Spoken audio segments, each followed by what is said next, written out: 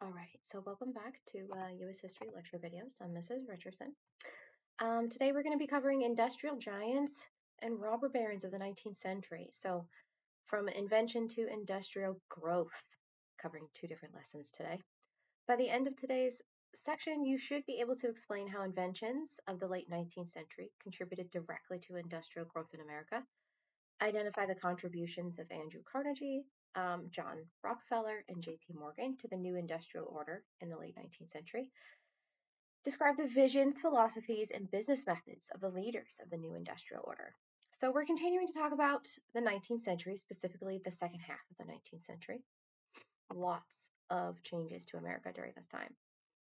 So here's a rough timeline for industrial development, kind of some key things. In 1870, John D. Rockefeller founds or begins Standard Oil. In 1873, 3 years later, Andrew Carnegie founds Carnegie Steel. And there was also a panic of 1873, which triggers an extended depression. 1876, Alexander Graham Bell patents the telephone. 1877, the Great Railroad Strike lasts for 45 days. 1879, Thomas Edison invents a much improved electric lamp, which begins the beginning of widespread electricity, or I should say widespread electric lighting. 1886, there is a labor rally at Haymarket Square, which erupts in violence, and the American Federation of Labor is founded. 1892, the Homestead Steel Strike. So we see this blend of new businesses, big businesses, beginning, and we see in kind of encounter to that the protests of the everyday working class people, whether it's the Great Railroad Strike or the labor rally or the steel strike, workers fighting for better conditions in the businesses that these great big businessmen are running. So we're going to talk a little about that today, along with major inventions. So in the second half of the 19th century, we see some pretty impactful and well-known inventions. Isaac Singer improves and popularizes the sewing machine, which makes sewing much easier for women during the time, and also leads to the beginning of the mass production of clothing. Alexander Graham Bell invents the telephone. Thomas Edison develops the incandescent light bulb and phonograph. Anything that's in red here, probably a quiz question.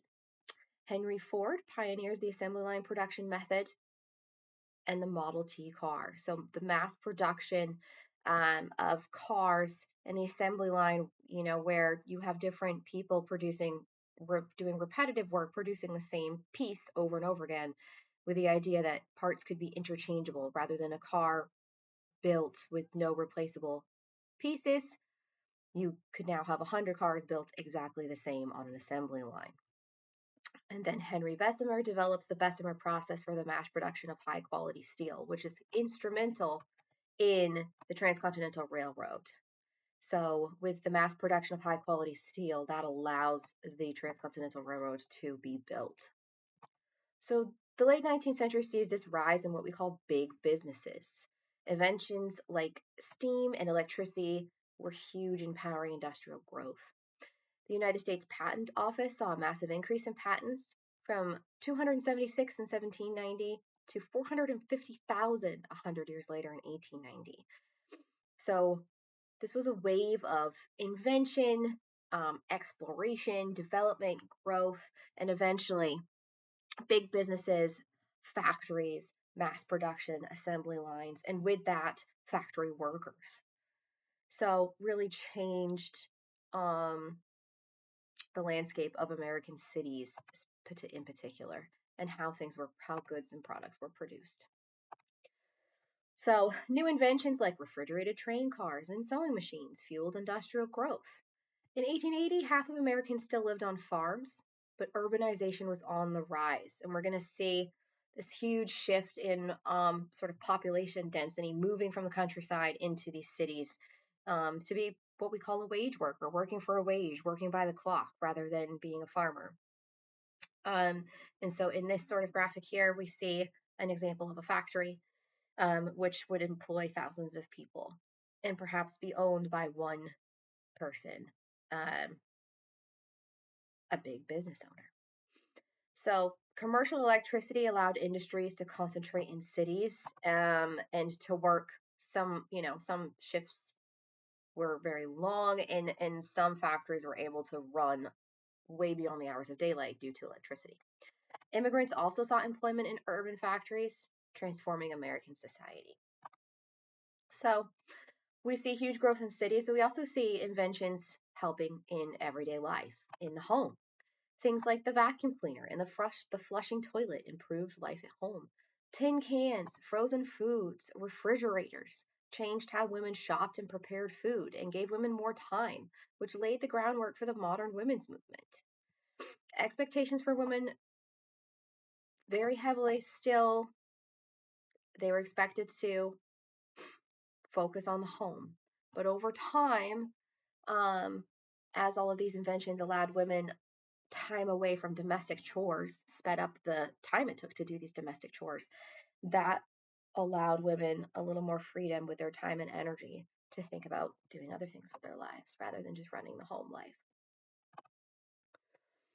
So during this time period, steel became preferred over iron because of its strength and durability. And so the Bessemer and open hearth steel processes revolutionized steel production. Um, Went from 13,000 tons a year in 1860 to 24 million tons in 1910. So steel industry became a cornerstone of the American economy, and many, many people worked in steel factories. And again, steel was used to build the railroads and also to build some of the first skyscrapers or first tall buildings, beginning to form the city landscapes that we know today with very tall buildings. We also see advancements in communication during this time, um, specifically the telegraph line and then eventually the telephone connected the United States to other countries like never before. So the telephone was patented in 1876, and Alexander Graham Bell created the national or founded the National Bell Telephone Company, which you may not have known, eventually became AT&T, which you probably heard of. So that's how AT&T began. By 1900, 1.35 million telephones were in use in the United States. And the telephone really changed rural isolation, brought the country closer together. You could talk to anybody else that had a telephone. So as these new technologies rose, so did new businesses. All of this growth provided opportunities for business growth. Entrepreneurs that had financial backing or were good in business could make their fortunes, and some of them did. So we see the rise of some quite famous multimillionaire, perhaps even billionaires, who start with nothing and become the owners of, an entire industry, essentially. So some of these new millionaires were called robber barons for exploiting workers and bending the laws. Despite negative perceptions, they revolutionized American industry. We're going to talk about some of those key figures right now. Whether you think they were good or bad, they changed the face of America. Cornelius Vanderbilt is the first name we're going to talk about. He was a railroad tycoon. He consolidated smaller railroad lines to create the New York Central Railroad Company, and then expanded his reach by purchasing stock in major rail lines connecting to Chicago. And over time, he ended up controlling over 70% of operating railroad lines by 1900. So 70% of the railroad owned by one person. Personal wealth at his death, over $100 million. What they are extra famous for, however, is that despite all of this wealth, the Vanderbilt family spent so much of it that they actually went bankrupt. So they managed to spend over $100 million. Quite a few mansions that they perhaps actually could not afford. Jay Gould is another famous name. He bought older rundown railroads and offered minimal improvements. He exploited factory owners' need for cost-efficient transportation and controlled over 10,000 miles of track, which is 15% of all railroad transportation. Again, his personal wealth when he died was also over $100 million. This is also an era before income tax. None of these people paid income tax. It didn't exist. In fact, these people are one of the reasons why income taxes became a thing. Andrew Carnegie, he was the king of steel. He was actually an immigrant from Scotland. He worked his way up from a bobbin boy in a factory, as a child working in a factory, changing out the bobbins, which is like a piece of a sewing machine. And he invested his money in the booming oil fields, which earned him over $1 million, which he then reinvested. He modernized the iron and steel industries and was earning $40 million a year by the time we get to 1900. Um, he owned the vast majority of anything to do with the steel industry, steel factories, steel production, all of that. And then lastly for today, John D. Rockefeller. He was the oil tycoon.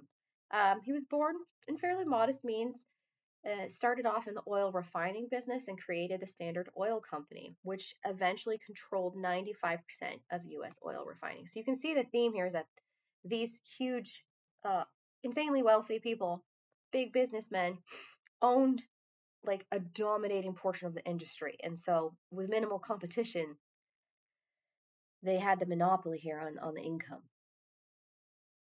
Um, John D. Rockefeller is quite famous actually for using his wealth to employ 40,000 people during the Great Depression.